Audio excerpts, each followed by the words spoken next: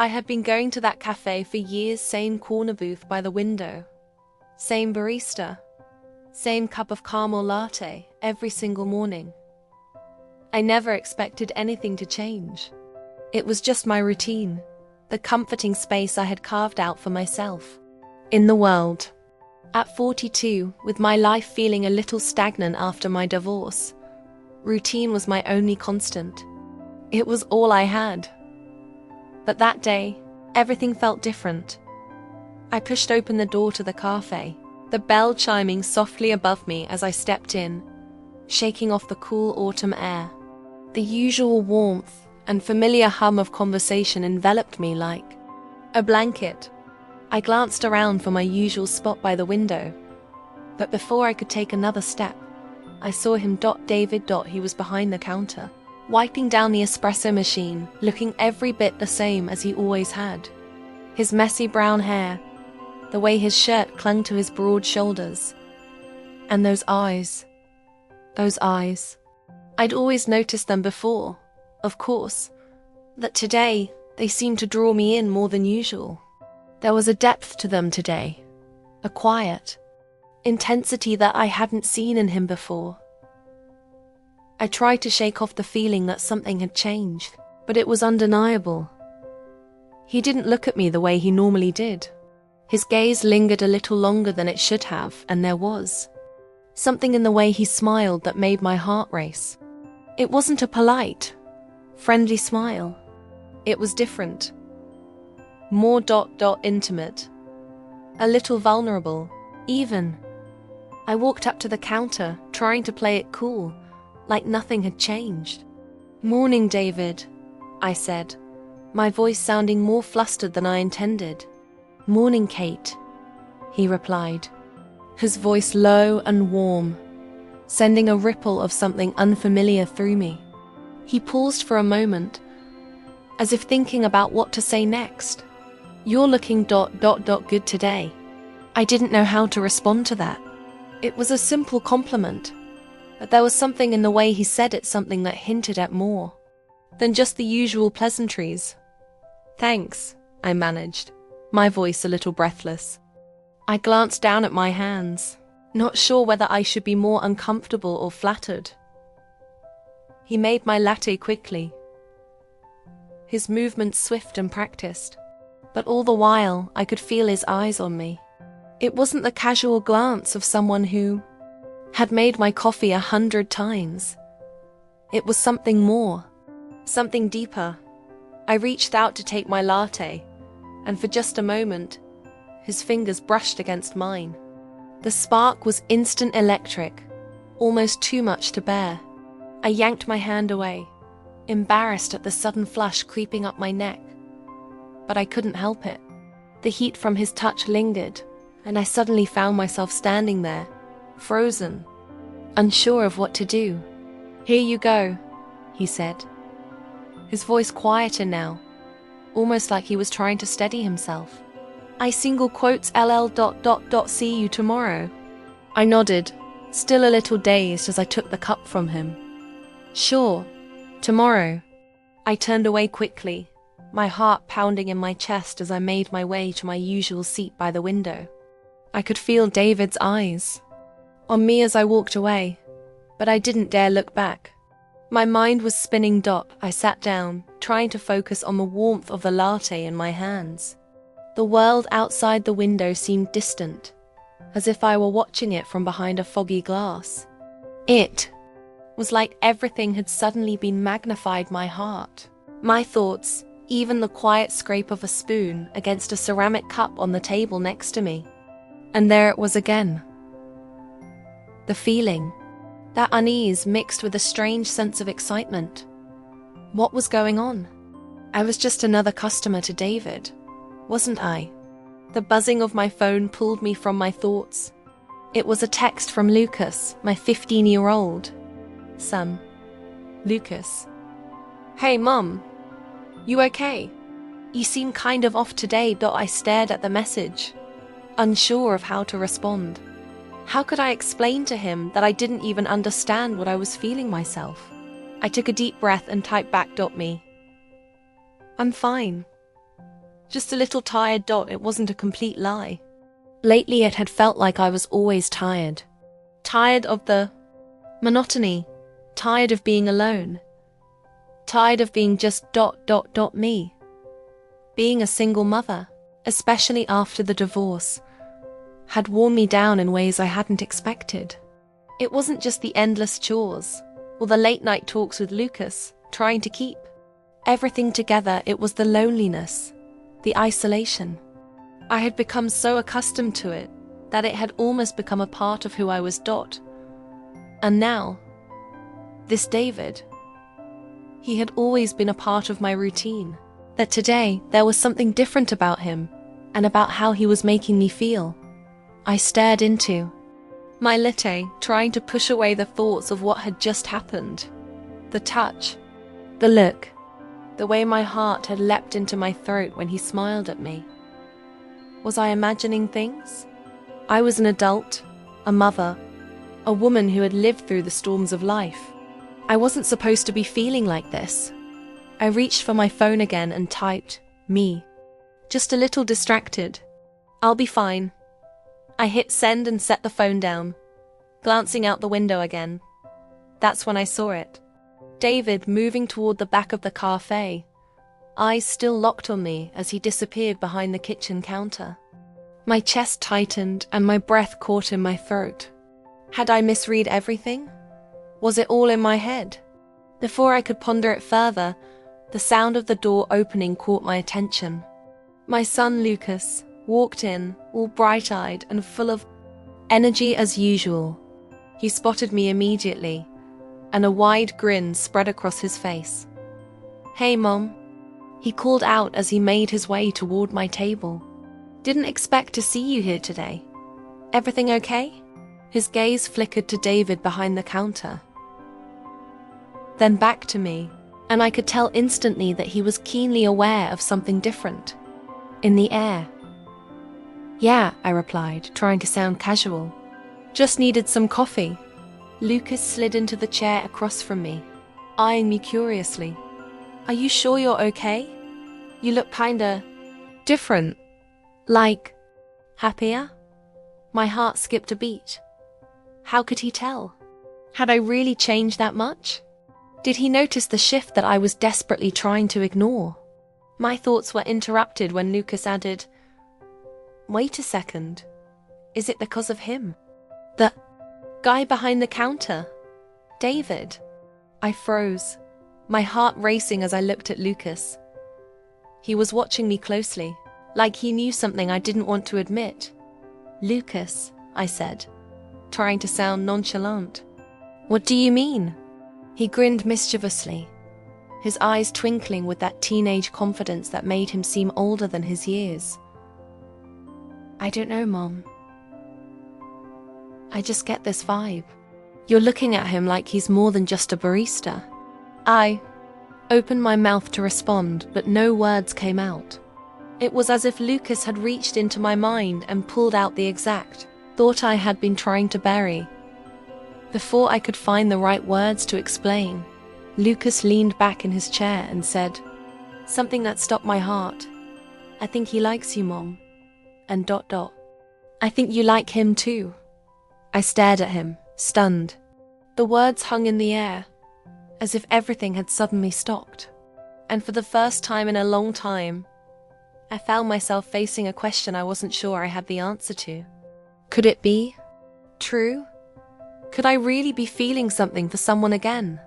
I looked over at David, who was busying himself behind the counter, his back turned to us. I couldn't see his eyes, but I could feel them. I could feel the weight of his gaze, even from a distance. And that's when it hit me. Everything had changed. The world, in this little coffee shop, had shifted. The unspoken connection between David and me was real. And whether I was ready for it or not, my life was about to take a turn I hadn't expected. "Maybe you're right," I said softly, more to myself than to Lucas. "Maybe he does." The words lingered in the air, and as Lucas smiled knowingly across from me, I couldn't shake the feeling that I was standing on the edge of something new. something unexpected, and I had no idea what would happen next. The days after that moment in the cafe felt like a blur. Everything had changed in a way I didn't fully understand, but I couldn't shake the thought of David from my mind. Luca's words echoed in my thoughts constantly. "I think he likes you, Mom." And the truth was, I was starting to wonder if maybe Lucas was right. I had tried to dismiss it, tried to convince myself that the feelings I was experiencing were just a momentary lapse, a fleeting fancy that would fade with time. But every time I walked into the cafe and saw David behind the counter, I felt the pull. His smile, his laugh, the way his eyes met mine. It was like he was waiting for something, and I couldn't ignore it any longer. The next morning, I woke up later than usual, my mind racing with thoughts of him. I had a full day ahead of me, errands to run, work to catch up on, but I couldn't stop thinking about David. I wanted to act like it was nothing, like it didn't matter, but it did. His presence had shifted something inside me, something that had been dormant for years. I shook my head, trying to focus. "This is crazy, Kate," I told myself. "You're imagining things. He's just a barista and you're just a regular customer." But every time I thought about him, I felt my pulse quicken. There was a connection, something more than the casual exchanges we'd had in the past. I couldn't help but wonder if he felt it too. It wasn't long before I found myself back in the cafe again, sitting by the window, my latte steaming beside me. I had convinced myself that I was just there to get some work done, to enjoy a quiet moment to myself. I wasn't there to look at David, not really. But when I looked up from my laptop, there he was, behind the counter, his messy hair falling over his eyes, a small smile playing on his lips as he glanced in my direction. Our eyes locked, and for a moment, it felt like the whole room fell away. It was just him and me.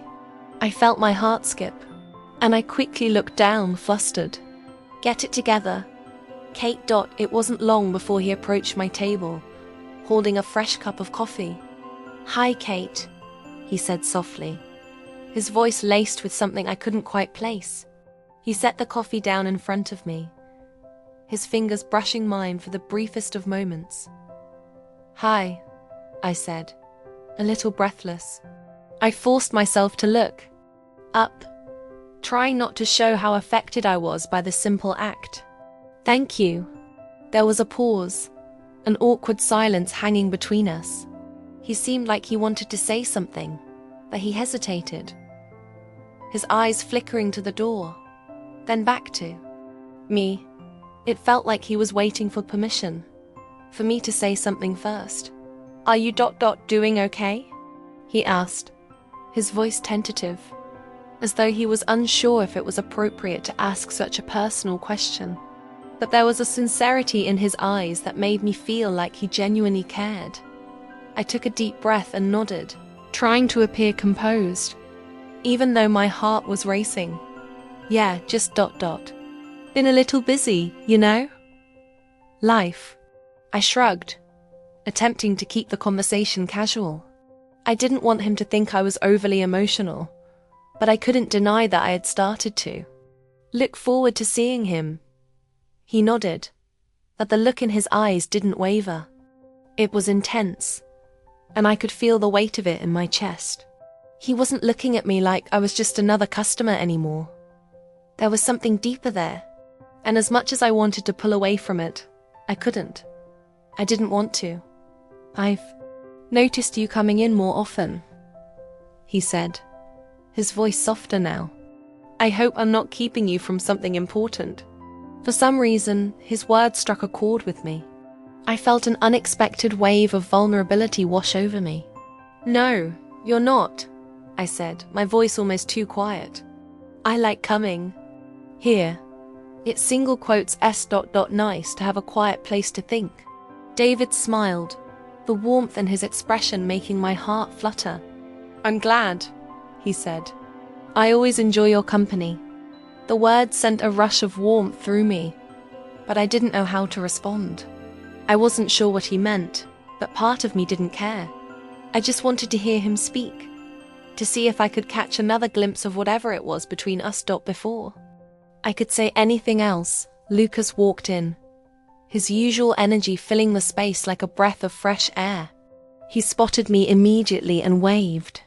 I waved back, but then his gaze shifted to David, who was standing next to me. There was a brief moment of silence before Lucas raised an eyebrow and said, "Everything okay here?" I turned to look at my son, who was now smirking as he glanced between David and me. I could feel my cheeks turning red, but I was grateful for the interruption. It gave me a chance to hide behind my son's antics instead of answering the unspoken question that hung in the air. "Yeah, we're good," I said quickly, forcing a smile. But Lucas didn't drop it. "You know, I'm not blind, Mom," he said, crossing his arms over his chest and looking between us with a knowing smile. "I see how you're looking at each other." My heart pounded, my breath catching in my throat.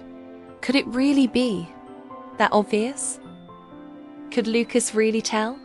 "Lucas," I said, trying to sound calm, but I could feel the panic rising in my chest. "We're just talking, nothing more."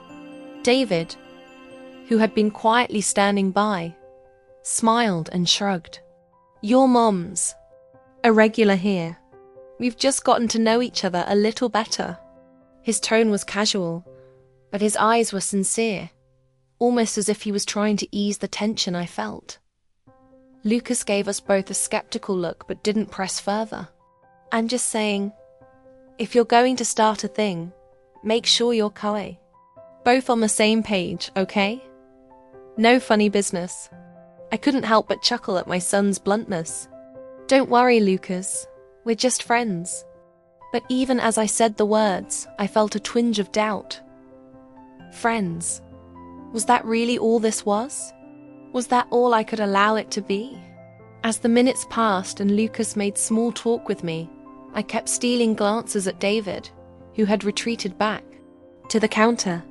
I tried to ignore the fluttering in my stomach every time our eyes met, but it was impossible. Something had shifted in me, something I couldn't explain. And worse, I didn't know how to control it. As we stood to leave, Lucas turned to me and said, "You know, Mom, you've got to stop hiding your smile. It's like you're afraid of it or something." I paused, surprised by his words. "What do you mean?" I asked, my voice thick with uncertainty. "You've been smiling more lately, but you won't let it show all the way. You're holding something back." His voice was uncharacteristically soft, as if he was trying to understand me in a way he hadn't before. "It's okay, you know. You don't have to hide it." I blinked, taken aback by his insight. How could he know? How could he see something I hadn't even realized myself? But before I could respond, Lucas grinned and said, "Maybe you should just ask him out already. You've got nothing to lose." I stood there, frozen for a moment, before a laugh bubbled up from my chest. It felt like such a ridiculous thing to say, but at the same time, it was exactly what I had been afraid of. What if I did lose something? What if I was wrong? David caught my eye as I turned to leave, and once again, I felt that spark, that undeniable pull. But I also knew something else, something important. This wasn't just about him. It was about me too. About my own fears, my own hesitations. I couldn't just let things unfold without considering the consequences. But Lucas had a point. Maybe it was time to stop hiding, to take a chance. Maybe it was time to stop holding myself back. I smiled at my son and said, "Maybe you're right. Lucas, maybe I'll take a chance." And with that, for the first time in a long time, I felt a glimmer of hope. The days following Lucas' surprising advice felt like they were unfolding in slow motion, as if time itself had conspired to give me the space to really think about what I was doing and why I was hesitating. David was always there, in the back of my mind, like a faint whisper that wouldn't quiet down. I hadn't expected to feel this way again. In fact, I'd convinced myself that the possibility of feeling love, of being open to someone again, was long behind me. After everything that had happened in my past, my failed marriage, the loneliness that came after, and the worry that I might have ruined my chances at happiness, I had told myself that I was better off alone. But David was different. There was something about him, something undeniable that made me question everything I thought I knew about myself. It was Friday afternoon when I walked into the cafe again, my heart doing that strange fluttering thing in my chest as I saw David behind the counter. He was busy making drinks, his brow furrowed in concentration, and as soon as he saw me, that familiar warmth filled his eyes. I tried to steady myself, taking a deep breath, before walking up to the counter. "Hey, David," I said, my voice a little unsure, though I tried to mask it with a smile. "How's your day going?"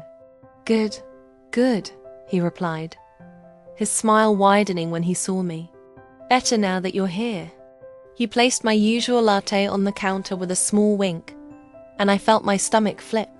"Stop it, Kate," I scolded myself internally. "You're making this harder than it needs to be." "Thanks," I said, taking the cup from him. "I didn't expect to see you here today." "Yeah," he shrugged, his hands wiping down the counter as his gaze lingered on me. "Just needed a change of pace today. Thought I'd stay and help out for a bit longer." His tone was light, casual, but I couldn't help but notice the way his eyes stayed on me, like he was searching for something in my expression. He leaned in slightly, his expression softening. "Kate, I've been meaning to talk to you.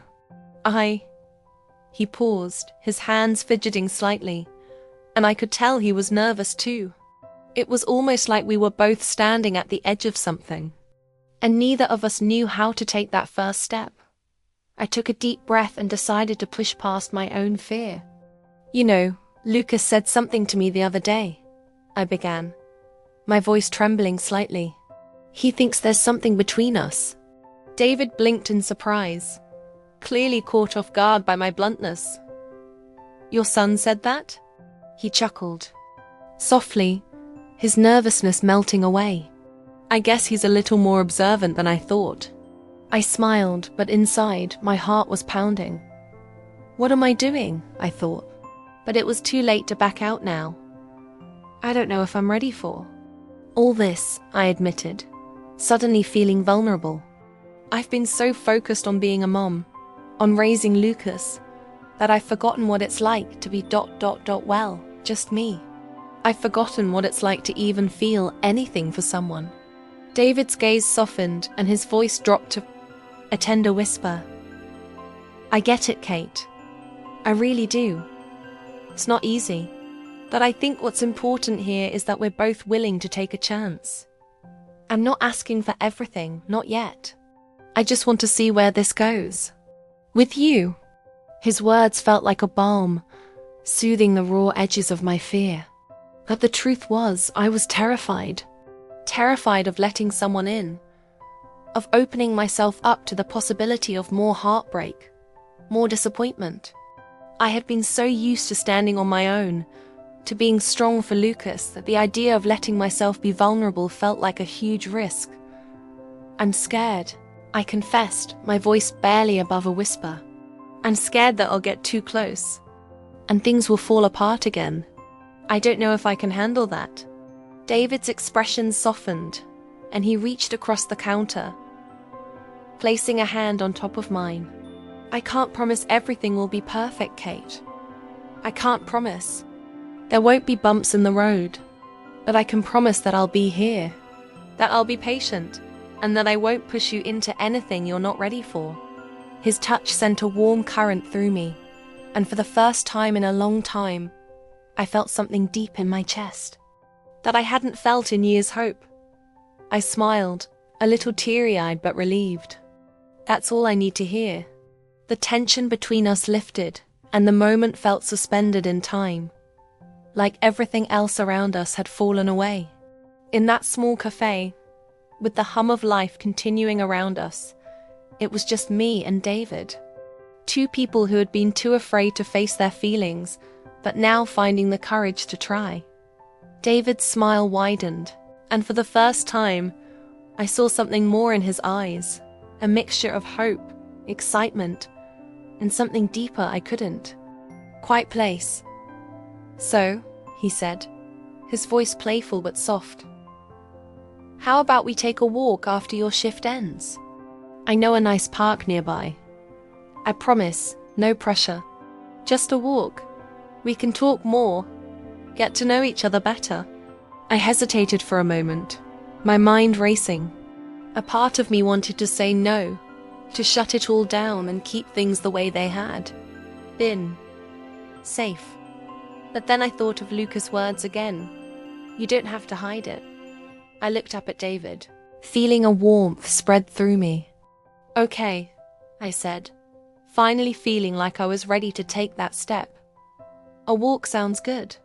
It was small, a simple step, but it felt like the beginning of something huge. Something real. The cafe buzzed around us as I finished my coffee, but I was no longer distracted by the noise. I was focused on David, on the possibility of what might come next. As I stood up to leave, he walked around the counter to join me. His hand brushed mine as we stepped toward the door, and I felt the same spark I had felt the first time our fingers had touched Dot. We walked out of the cafe together, side by side, not knowing exactly where the path would take us, but for the first time in years, I felt the promise of something new, something worth exploring. Dot, as we walked toward the park, the sun setting behind us, I realized something sometimes. The most terrifying and beautiful moments come when we're least expecting them.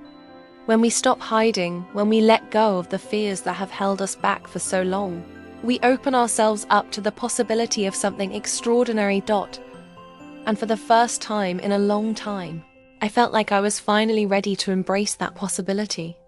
Ready to let love back in, even if it was scary, even if it was uncertain. Dot, with David beside me, and Lucas' unwavering support, I knew I was ready for whatever came next.